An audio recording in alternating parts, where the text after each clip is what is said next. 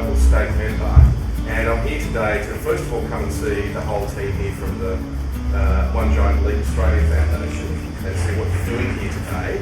And obviously you're here because you're interested in STEM and space, so you're pretty keen to be doing some of the workshops here today.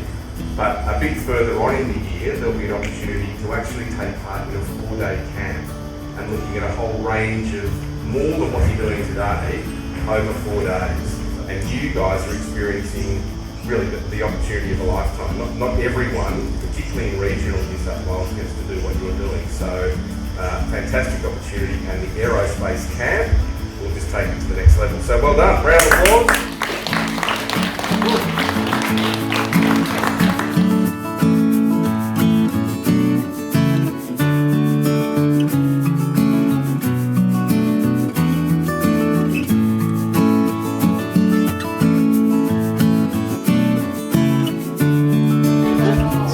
Amazing!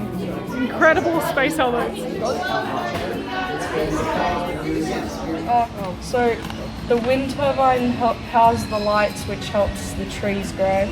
This is the shelter that we've tethered down because of the strong winds.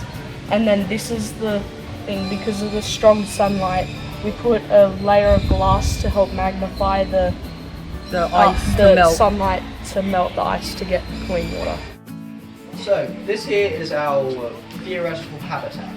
Here we've got solar panels and a processing plant that has pipes leading down underground into the habitat as to keep the area mostly clean. Because when the astronauts are on the planet, they need to stay fit so that they can still fit into the suit, because it would be harder to go back and replace the suit if they don't stay fit.